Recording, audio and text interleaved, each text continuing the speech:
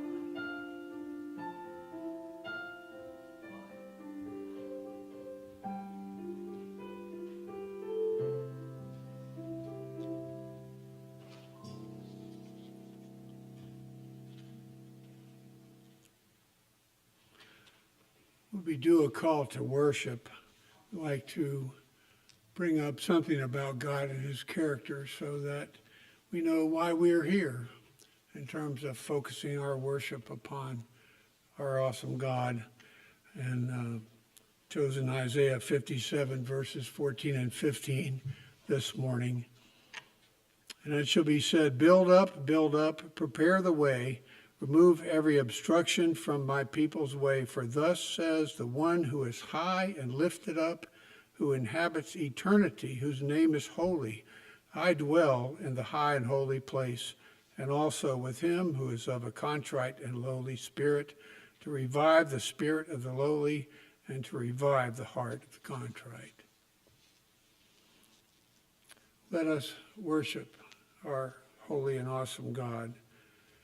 With hymn number 1, all people that on earth do dwell, from your Red Trinity hymnal. Please stand and let's sing this together.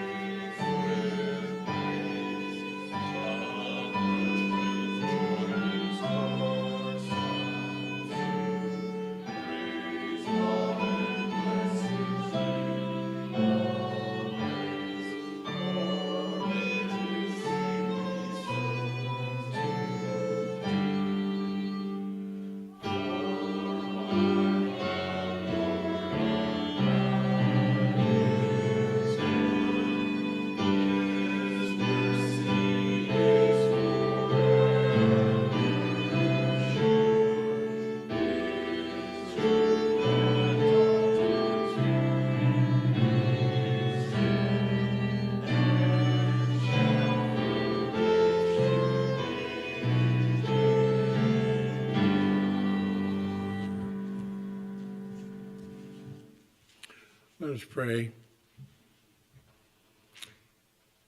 Father, Son, and Holy Ghost, our triune God, we worship and adore you.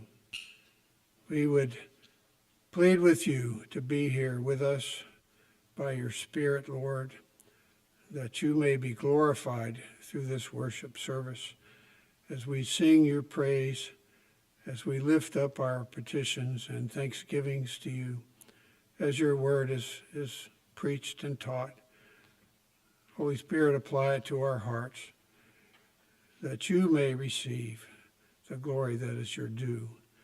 And we ask this in the name of our Lord and Savior, Jesus Christ, who taught his disciples to pray, saying, Our Father, who art in heaven, hallowed be thy name. Thy kingdom come, thy will be done, on earth as it is in heaven. Give us this day our daily bread, and forgive us our debts, as we forgive our debtors. And lead us not into temptation, but deliver us from evil. For thine is the kingdom, and the power, and the glory forever. Amen. Please be seated.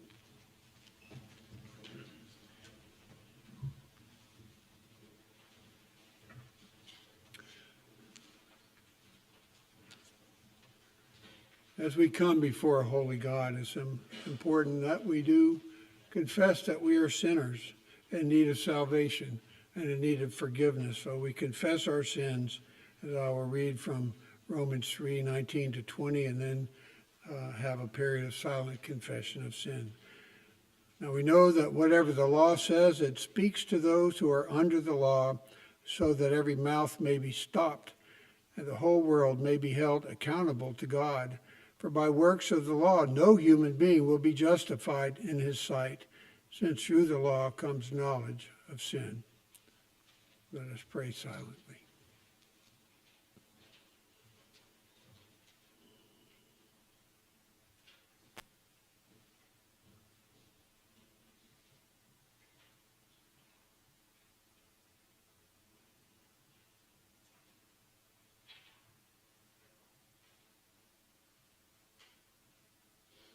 In Jesus' name we pray. Amen.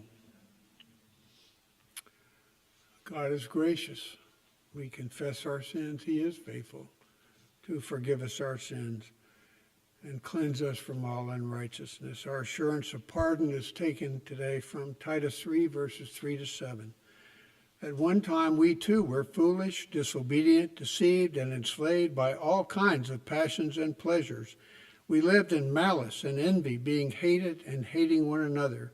But when the kindness and love of God our Savior appeared, he saved us, not because of righteous things we had done, but because of his mercy. He saved us through the washing of rebirth and renewal by the Holy Spirit, whom he poured out on us generously through Jesus Christ our Savior, so that, having been justified by his grace, we might become heirs, having the hope of eternal life. Thanks be to God. Let's confess our faith together from the Westminster Confession of Faith of Providence. It's printed in your bulletin. Please stand and let's read this together.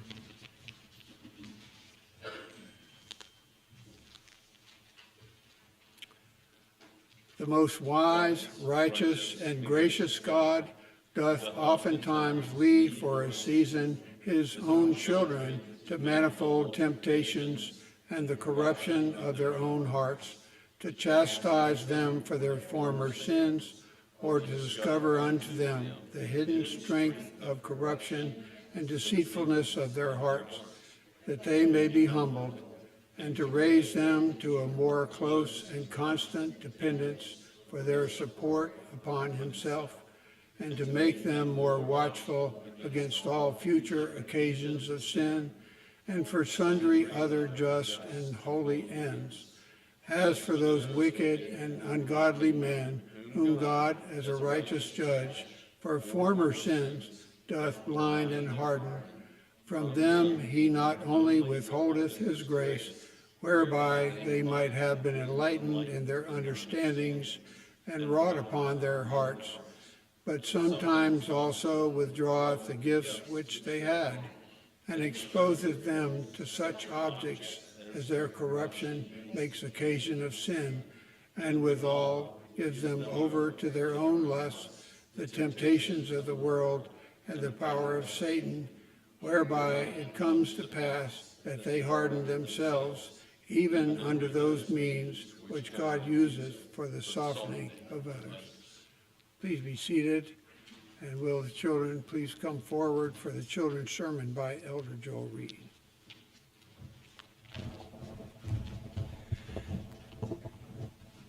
Safe, right? So, I want you to listen to the psalm that's going to be read for the sermon today, Psalm 63. According to a lot of commentators, this is a time when David was being chased, probably by Saul, but it could have been when he was running from Absalom too. So there's a period in time where he is hiding, and he is in not really a happy frame of mind. There's a lot that he's worried about. But I want you to listen to the psalm and listen to the fact that David is talking about his joy in the Lord. The fact that he knows that God is there and God will see him through whatever is going to happen. So even though his situation is not great, he realizes that he's in the best hands there are. He's in the hands of God. Let's pray. Dear Heavenly Father, we thank you that you do protect us. You hold us in your arms, and you will see us through whatever difficulties arise in front of us. In Jesus' name we pray. Amen.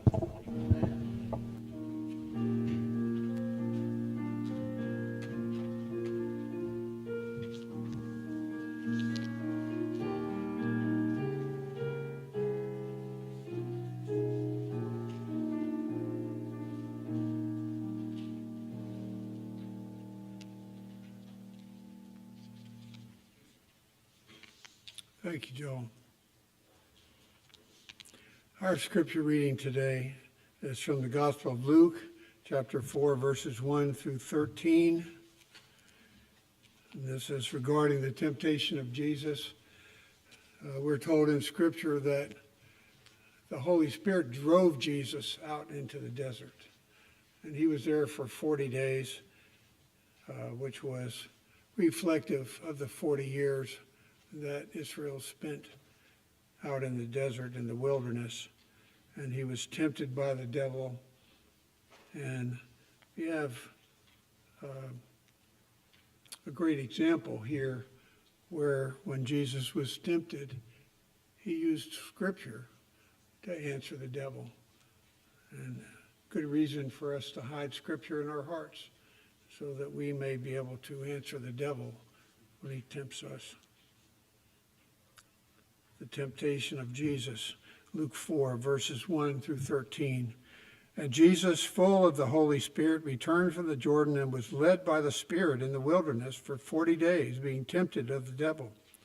And he ate nothing during those days. And when they were ended, he was hungry. The devil said to him, "If you are the Son of God, command this stone to become bread." And Jesus answered him, "It is written, man shall not live by bread alone." And the devil took him up and showed him all the kingdoms of the world in a moment of time and said to him, "To you I will give all this authority and their glory, for it has been delivered to me, and I will give it to whom I will. If you then will worship me, it will all be yours." And Jesus answered him, "It is written, you shall worship the Lord your God, and him only shall you serve." And he took him to Jerusalem and set him on the pinnacle of the temple and said to him, "If you are the Son of God, throw yourself down from here, for it is written, he will command his angels concerning you to guard you. And on their hands they will bear you up, lest you strike your foot against a stone." And Jesus answered him, "It is said, you shall not put the Lord your God to the test." And when the devil had ended every temptation, he departed from him until an opportune time. This is the word of the Lord.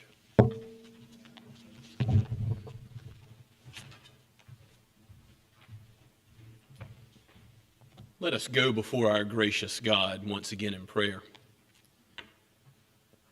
O Father, Son, and Holy Spirit, Creator of all, the only glorious one to whom all praise must be given, we bow before you as the one who has given us not only life and breath and sustained us by your power, but you have given us the new birth, new life in Christ, and given us your Holy Spirit. We do not come in our own merit today, but in the righteousness of Christ, in his atoning blood. May he, as the one mediator between God and man, make our praises acceptable in your sight. Oh, may our lips be filled with joy, joyous praise to your name for who you are. Oh, Lord, free us from all idolatry. Anytime our eyes gaze upon created things as if they were our chief good and portion. O Lord, you and you alone are our portion now and forever. May we joy in you and find our satisfaction in you. Teach our hearts to sing your praise more and more today. Make us more like Christ. O Holy Spirit, lead us in conformity to your will, even as we relate to you and to one another. What a glorious occasion this is to come before you in your courts with your people. We thank you, O Lord, that you have not left us alone to live the Christian life, but you have incorporated us into a body. And we pray for your glory to be shown in our relationships with one another and even overflowing to those outside of this place and this group of individuals that you've brought together as disciples. Oh Lord, give us deeds of love and mercy and hospitality and opportunities to speak the gospel where we live and work and play. And Father, if any have not yet known Christ, if any do not yet know the hope that is found in him today, would your Holy Spirit work to bring about regeneration and the new birth even now? We know that you do this work by your word, that you have transformed your people by your power, and that transforming resurrection power is still at work. Oh Lord, build up your church in the truth. We pray that you would comfort those that mourn, that have remembrance of sadness in the distant past, or even are struggling now with a time in the wilderness, a time of difficulty, a time of anxieties, cares, a body racked with pain. Lord, there are many in our congregation that we lift up. We particularly lift up Rob and Carrie Walters, Father, and ask you to have your healing hand upon them. Sustain Rob through his last chemotherapy, we pray. Oh Lord, we praise your name for Elias Browning, and Lord, how joyous we are in this. We realize that you have called us to rejoice with those who rejoice, and we pray that you would bless us with a congregation that is filled with such young ones. We thank you, Father, for your guidance and direction and your structure to the ministry that has been given to Scots Kirk over the years. And we think about the women's ministry and the Bereans Bible study on Wednesday, and the Sunday school ministry where we gather around your word. And we pray, Lord, that you would bless us not only in these times of formal gathering around your word and in prayer, but also as we gather throughout the week, as you give us fellowship. May we take great joy in the relationships you've given throughout the generations that you've given here. We thank you, Father, for aged saints. We pray that you would help those aged saints to run the race with endurance, to say, I have fought the good fight, I have finished the race, and that you would receive the glory for sustaining them till the very end. Lord, and we pray that you would give those who are graduating and pursuing careers or further schooling now, that you would give them wisdom, that you would give their steps purpose in glorifying you in their callings. Father, we pray all of this knowing that you are good and you do good for your people. May we taste and see your goodness together as the family of God. Bless us by your word. Change us. Do not allow us to leave as we have entered, but conform us more and more to who you are. We do pray for our world, that we would be salt and light in it, and that you would use your church to change the culture. We do pray for our own president and our Congress, for the Senate, for the House, for the Supreme Court, for our governor, for local leaders, and all of these we know are under your sovereign rule, O Lord Jesus. You are the King of Kings and Lord of Lords. We do pray for the protection of those who serve in the armed forces. We pray, Father, for David Johnston as he is going to report to the Marines later this month. We ask, Lord, your hand upon those who are in this church and family and friends of the church. Lord, keep your hand upon them and in their lives.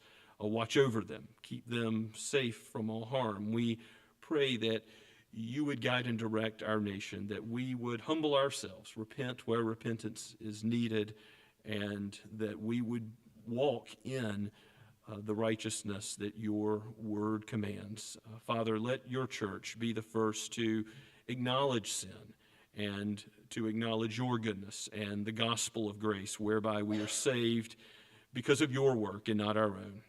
O Lord Jesus, uphold us by your righteous, omnipotent arm. Bless the session and diaconate of this church. We pray for the meeting of Presbyterian of Synod ahead. Keep us in your faithfulness.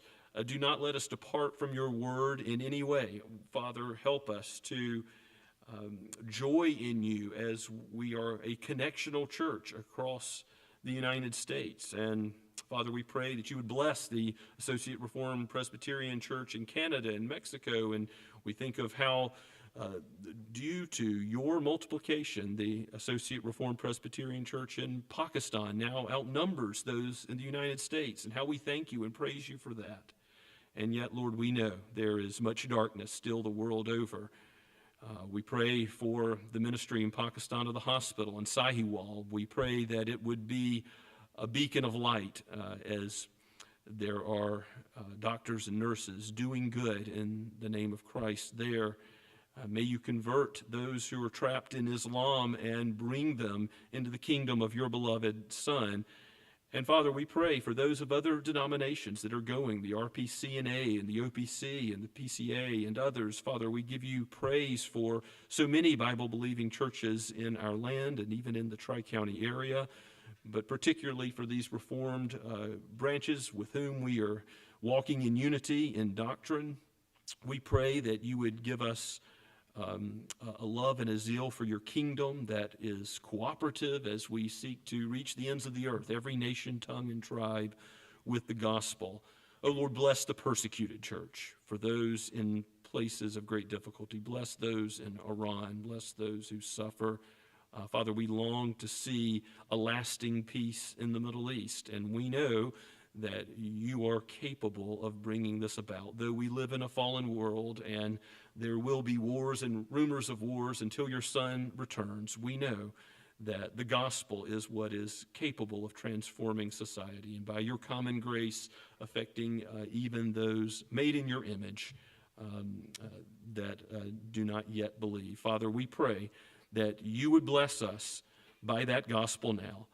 Change us and make us to be beacons of the kingdom of your beloved Son, for he has given his life for us. He has laid down his life for the sheep. And so we pray all of this in his holy name. Amen. As we continue to look to the Lord in praise, let us sing together. And this hymn from the Trinity hymnal, number 95, Though Troubles Assail Us. Let's stand as we sing. Oh, I'm sorry. 108. Okay, very well, 108.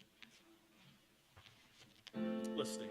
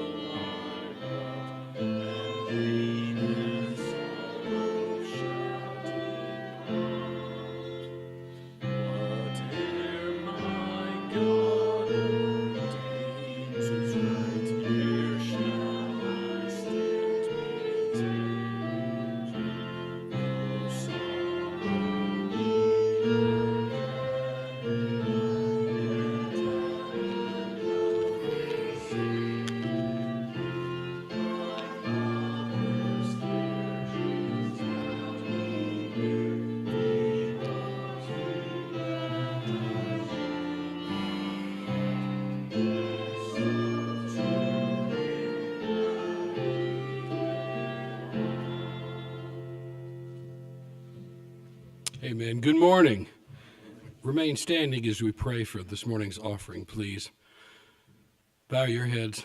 Lord God, just as you multiplied the loaves and the fishes, as recorded in all four Gospels, Matthew, Mark, Luke, and John, we pray now that you multiply these offerings to your purposes and to your glory alone.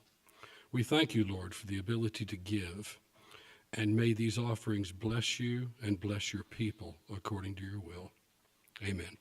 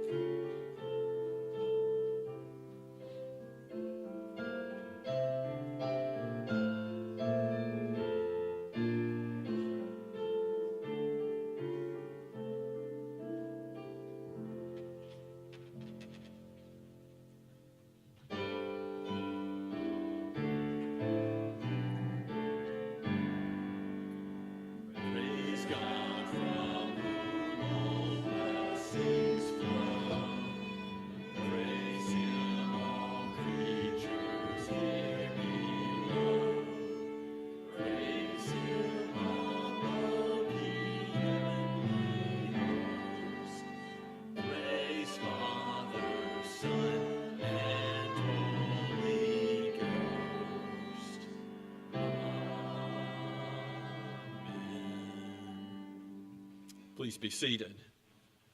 And take your copy of God's Word and turn with me to Psalm 63. We do have additional copies under the black bulletin board in the back that you're welcome to use today or take with you as our gift if you need a copy of God's Word for yourself. I have decided that I want to be in the Psalms a little bit longer, still planning to get to 2 Peter quite soon, but probably for the month of May, continuing in the Psalms. And the Psalms are an encouragement to us in our Christian walk. They speak to the affections, to the love that God would have us kindle in worship, in our prayers, and in our praise. And this psalm, Psalm 63, is a prime example of that. It is a psalm of David, and as was mentioned, it was in a time of his life where he was on the run and in the wilderness. Now, I don't know if you've been in the wilderness, metaphorically, but this is not just glamping. This is going out where there is hazard from wild animals, there's hunger, there's thirst, it's a desert, dry, arid land. Of course, it conjures up Israel's wilderness experience in the time between the Exodus and the conquest, and the grumbling that took place, and how God led them even through that difficult time, and how God was faithful even though Israel was unfaithful. And it points toward, and really I believe it opens up this psalm for us when we read it in the context of God's word given to us in the New Testament, because we know all of the psalms are about Christ. All of the psalms point us to Christ. Luke 24, Christ himself teaches that on the road to Emmaus. But it was an insight from Dr. Keith Evans, counseling professor at RTS Charlotte, that I first had this pointed out to me, that what we read together this morning in the temptation of Christ in the wilderness shows how that he was successful where Israel failed. How he is the one who counseled his own soul to fight and battle against all three temptations from Satan that we just heard proclaimed. And ultimately, as we read this psalm, we're not thinking about David as our prime example, because David was a sinner like us. David needed the right hand of God to uphold and sustain him. We're looking to Christ. Christ is the one who saves us by his mighty power, conquering death and giving new life, so that we are transformed and are led more and more with the ability to withstand temptation in this life. And then one day, we will know what it means to be free from sin, as he was always free from sin. So Christ is the one that we're going to ultimately look to in this psalm. It is from David when he was in the wilderness, could have been in the time of Saul, probably I think is in the days of Absalom, simply because at the end of the psalm we'll see that David refers to himself as the king. So since in 2 Samuel, in 1 Samuel chapters 21 through 30, you have the various wilderness times that relate to Saul before David was king. But in 2 Samuel 14 through 18, you have David's own son, Absalom, gathering support, conspiring against David. And David, the king, is out in the wilderness, and it looks like he's not the king because, again, he's not just out there for a pleasant hike. It's a severe situation, and he's fearing for his life. And it's in that context, I believe, that he's written this psalm. And the Holy Spirit has given it to us for our benefit today. May we hear from the Word of God. A psalm of David when he was in the wilderness of Judah. O God, you are my God. Earnestly I seek you. My soul thirsts for you. My flesh faints for you, as in a dry and weary land where there is no water. So I have looked upon you in the sanctuary, beholding your power and glory. Because your love is better than life, my lips will praise you. So I will bless you as long as I live. In your name I will lift up my hands. My soul will be satisfied as with fat and rich food, and my mouth will praise you with joyful lips.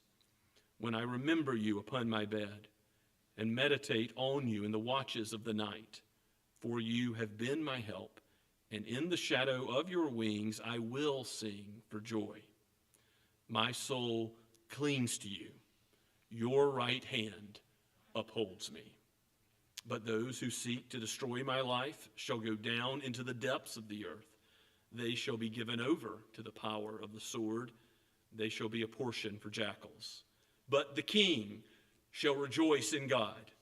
All who swear by him shall exult, for the mouths of liars will be stopped. Let's pray together. Oh God, use your word powerfully today, for it never returns to you void. May it soften our hearts. May we not be given to distraction, to temptation, but to rely upon every word that proceeds from your mouth, that we may be saved by the gospel of Christ's work for us, and that we may be sanctified by the Spirit's work in us. For we pray in Jesus' name, amen. Christ in the wilderness, David in the wilderness, the literal wilderness. We will no doubt find ourselves in the metaphorical wilderness, times of trial where our bodies are racked with pain, or when we are discouraged, when we are in doubt, when we are in times of confusion about life and its direction and its meaning.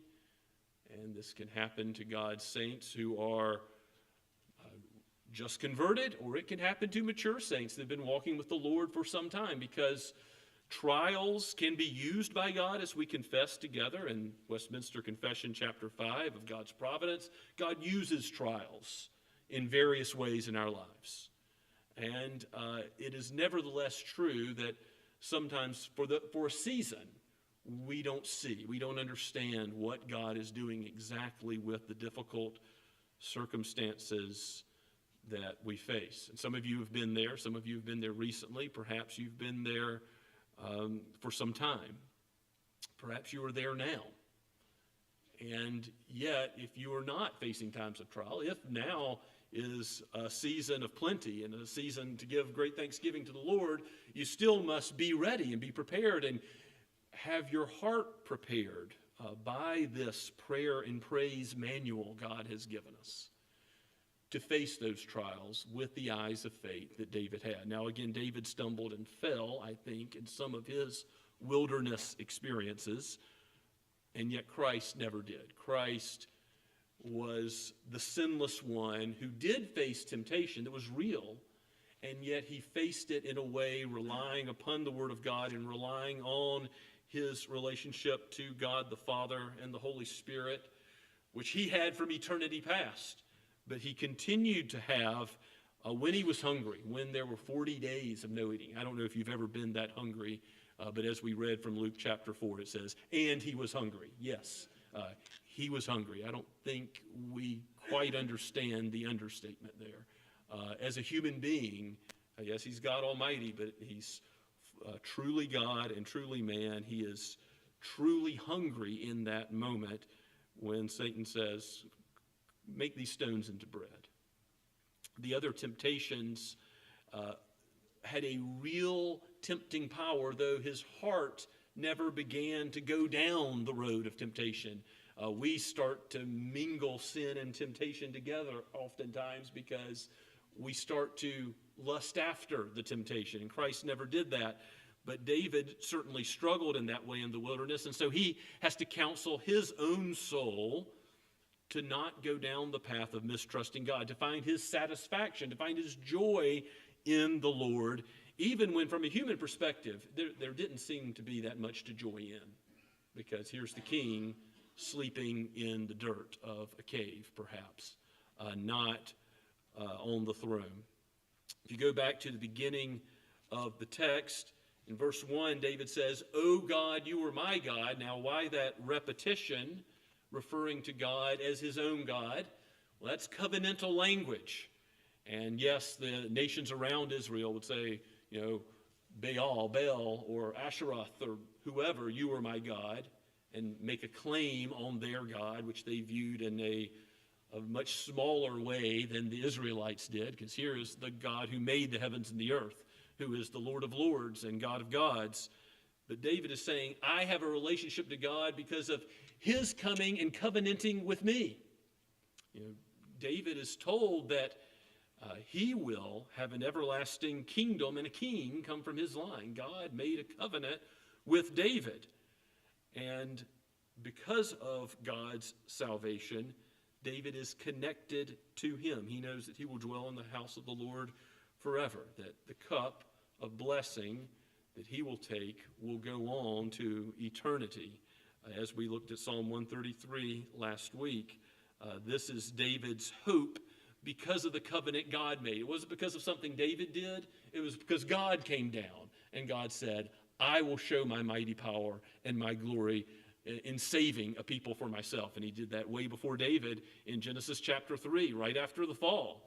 He says the seed of the woman is going to come and crush the seed of the serpent. You see that covenant of grace expanding as Scripture goes on, and you see it in Noah and Abraham and those covenants that God makes there in the book of Genesis and on later in the Pentateuch to Moses. The covenant of grace is the same covenant, but more information is revealed until we get to the new covenant in Christ and see, here is the Messiah. Here's the one who accomplishes all that David looked forward to. Oh God, you are my God. That is the ground of David's hope. That is to be the ground of our hope in the future, that God has come down, he is saved, his mighty right arm has done it. Salvation is of the Lord. And David says, in his time of trial in the wilderness, earnestly or early, some translations say, I seek you. Now, if you seek something earnestly, with zeal, with purpose, you probably are going to wake up and start thinking in that direction, start seeking the Lord early. So you see the connection between earnest and early seeking of the Lord's face.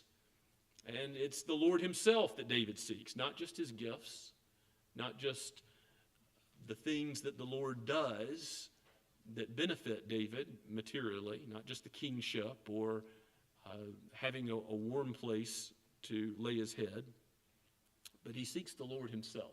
He knows that the Lord is his portion now and forever, and he puts it in poetic language. It is a psalm. It is poetry. He says, my soul thirsts for you, my flesh faints for you. So the hunger and the thirst which Christ knew, and David in some way knew as well, he was very thirsty, but he doesn't concentrate on his human thirst. Instead, he concentrates on his need for the living water, for God himself to minister to his soul. And his flesh is hungry. He is about to faint, to fall over. He's so hungry, and yet he doesn't concentrate on that physical need. He's using that language to point to how desperately his soul needs the bread of life, that God's face would shine upon him, that Christ would be his strength. Yes, it's a dry and weary land where there is no water. He is in the desert, but he remembers back to worship before he was in this providential circumstance of not being able to gather with the people of God to worship him. And if I'm right about this being in the time of Absalom, 2 Samuel chapter 6 has already occurred, most likely, at the time of this writing. So that's where David sends the ark finally back to Jerusalem. So David, in the visible Shekinah glory cloud, the presence of God being shown to the people with the Ark of the Covenant, he remembers back to how God blesses his people in corporate worship, the very thing we're engaged in right now. And yes, we live in the new covenant where we worship God in spirit and in truth. There's not one place we have to go to. We don't go to simply the tabernacle or the temple in Jerusalem. But God has called us to worship him corporately, and that is significant. The significance is not lost on David because he says, I remember so, you see that the word so at the beginning of verse 2, or thus, in terms of how he longs for, what he says in verse 1, the face of God, thusly I have looked upon you in the sanctuary, beholding your power and glory. He remembers how good it is when brothers dwell together in unity and they're worshiping the Lord together. And it is like the blessing that goes down on Aaron's beard, the dew from Mount Hermon. It is good to worship the Lord in that way. And so the power of God is evident in that joy that effuses the worship of God. His glory is evident as he's changing lives, as he's causing lips that once were rebels to now sing the praises of God. The power and glory of God changes our affections, not to love what is created, but instead to love the Creator above all else. And that is quite unnatural because the way the human heart is, we naturally tend towards idolatry. We naturally tend to love what is created, what moth and rust destroy, rather than what is eternal and everlasting, the Lord Jesus himself. Christ in the Sermon on the Mount says in Matthew 6:33, seek first his kingdom, and all the other things you need, food and clothing, they'll be given to you. But seek first him, the King of the kingdom. Do not fix your gaze on these lesser things. C.S. Lewis puts it like a child who is just having so much fun playing in mud pies that they've never dreamt of a holiday at sea. They've never seen something better. We're satisfied with far too little in this life, is the idea. And of course, even a holiday at sea doesn't ultimately satisfy, does it? Think about the whole message of the book of Ecclesiastes. It's that you're not going to find ultimate joy and satisfaction in your work, in pleasures, in human relationships. You can try to make those things fulfill your soul, but they will fail. I see this in the counseling room when a husband or a wife has the expectation that their spouse will make them happy. Well, that's an expectation that simply can't be fully met. Your joy, your happiness is to be found in the Lord, not in another human being, not in even a wonderful father or mother. And the Lord has given us these human relationships, children, grandchildren, the body of Christ. That these are good things. They're not to be spurned. They are gifts from the Lord to give thanks to him for. But still, look to the Lord, not merely his hand, but his face. Don't look merely to the gifts, but look to the giver. Or we fall into idolatry far too easily. Because your love is better than life, David says in verse 3. Because your steadfast love, your covenant love, he's used the covenant language in verse 1, now verse 3, because your steadfast love is better than life, my lips will praise you. What a statement.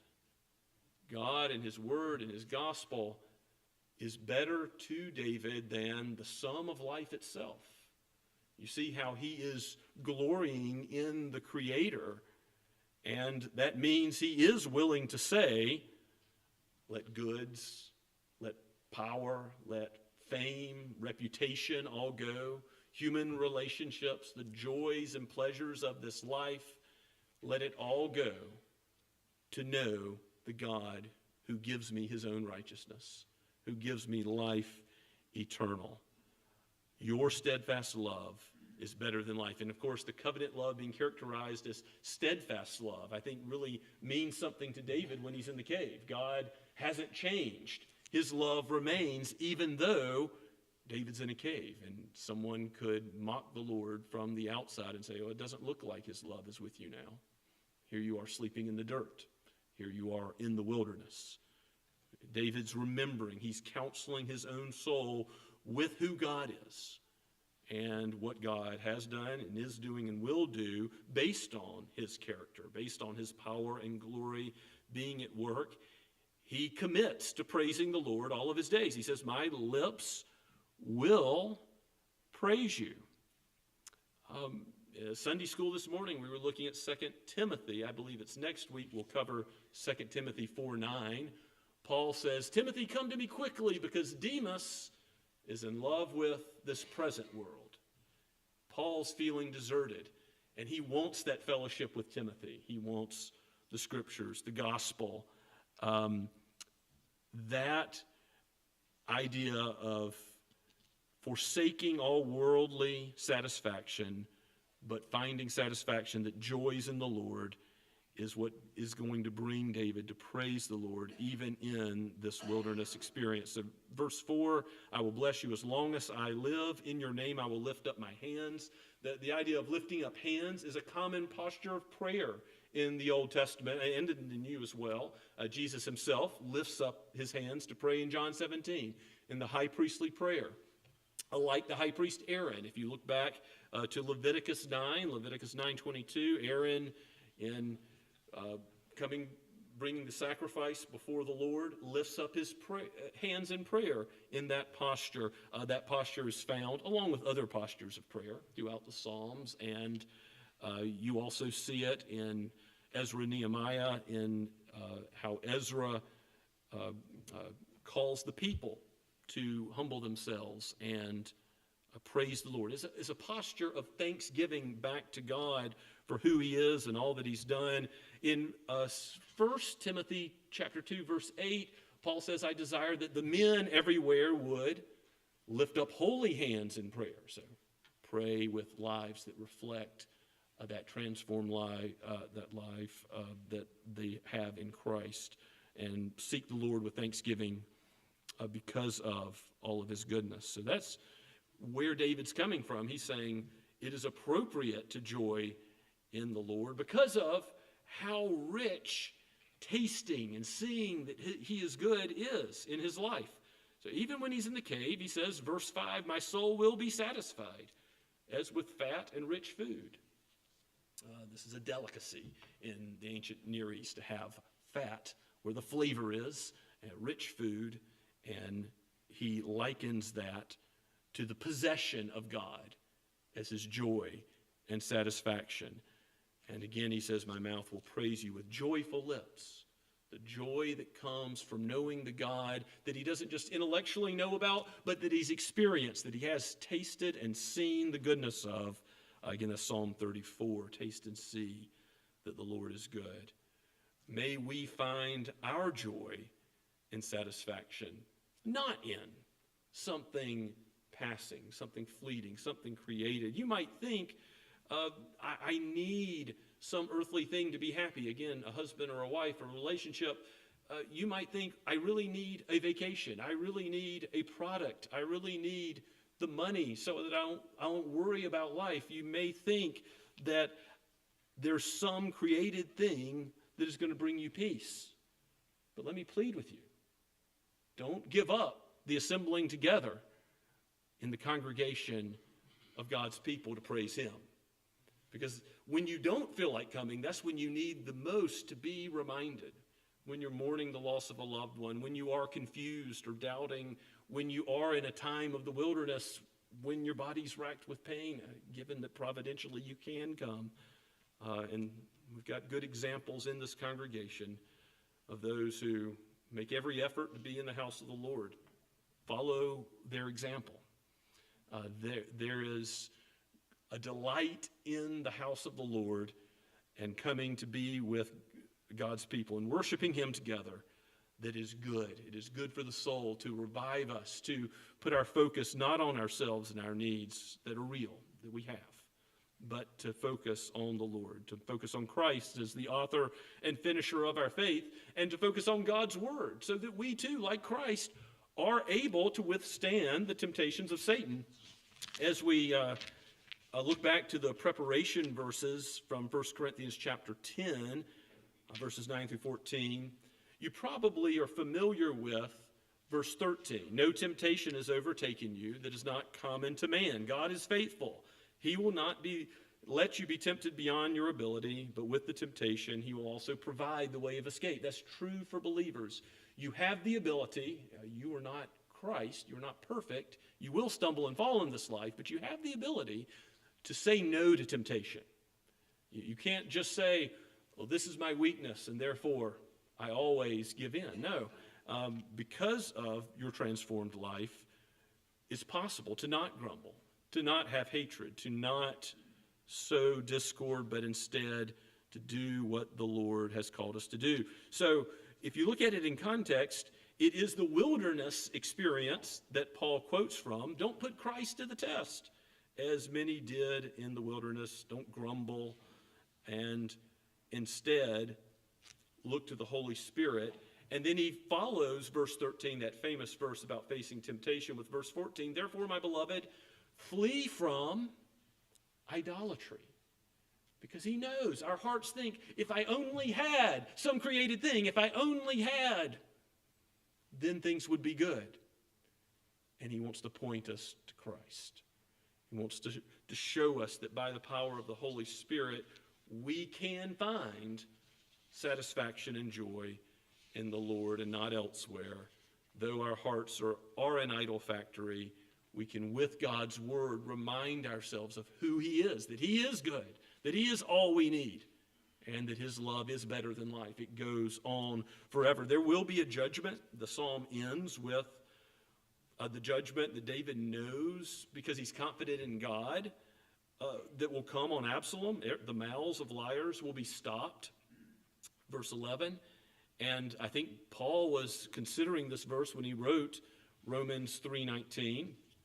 The law stops every mouth. God will ultimately judge those who remain in their sin. God will stop Absalom. David will return as the king and exult in God's faithfulness. But he's thinking even further to the ultimate judgment. This is Revelation sort of imagery of those being given over to the power of the sword and being a portion of jackals, verse 10.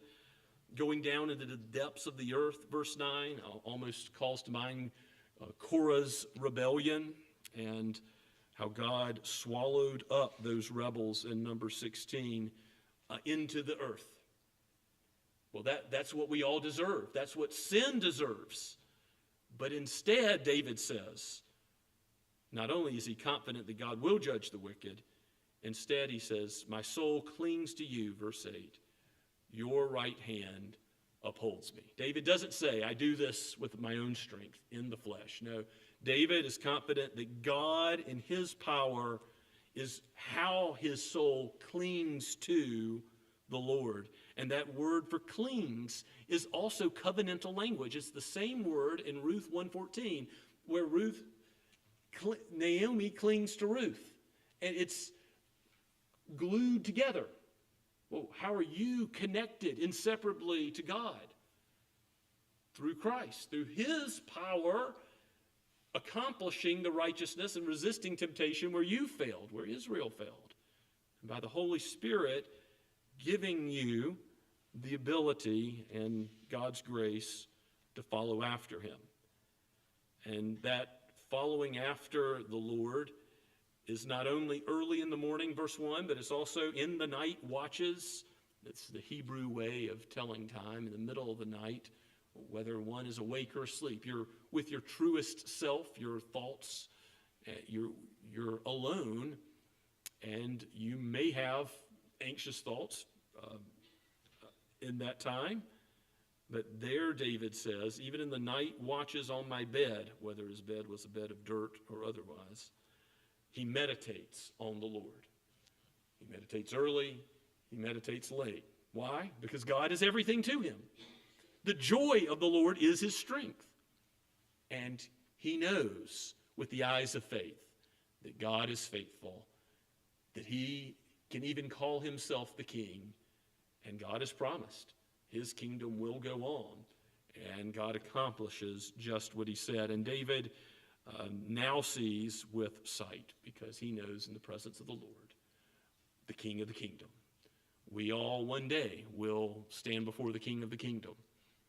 It is appointed to man once to die and then to face judgment, to either face the judgment for our own sins if we are not in the Lord Jesus, or if we're in him, to know the full peace and pardon now, in advance of that pardon being proclaimed at the last day. We can know now, just like David knew that he was the king and God will do things in the future, we know that the wicked will be judged and the righteous will be acquitted, not because of our own righteousness, but because of Christ and his temptation, resisting righteousness and atoning death for us.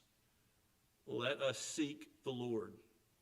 Yes, there are some who will seek to destroy us, perhaps even in the way David had that affliction and ultimately was protected from it. But God will be with his flock. He will abide with his sheep now and forever. He will never leave or forsake us. Even when we are faithless, when we stumble and fall, he remains faithful to his covenant promises. What a God. Joy and rejoice in him together. Let's pray. Father in heaven, we praise you for your providence which reigns over all things. You are Lord over human pain. You are Lord over trials and temptations, and you are with your people. We are in Christ. Those who are yours cannot be separated from his love, and we thank you for that. Help us in our time of need. As you have helped your people in ages past, help us in years to come. May we find our hope and our joy and our satisfaction in you. Lord, do not allow us to settle for some created satisfaction which will ultimately come to nothing. Constantly raise our eyes towards Christ, the author and finisher of our faith, in whose name we pray. Amen. And let us sing of our Creator and Redeemer once again, this time from hymn number 95, Though Troubles Assail Us. Let's stand as we sing.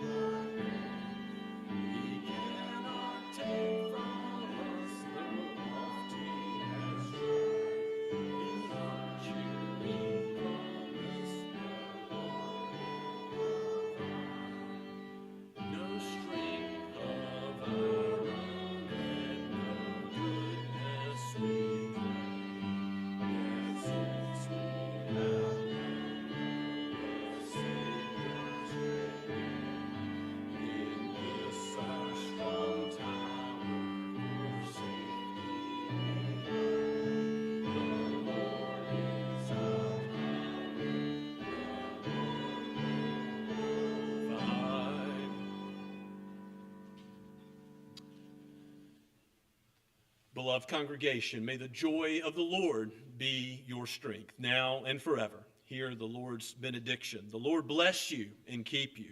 The Lord make his face to shine upon you and be gracious to you. The Lord lift up his countenance upon you and give you peace now and forever. Amen. Amen.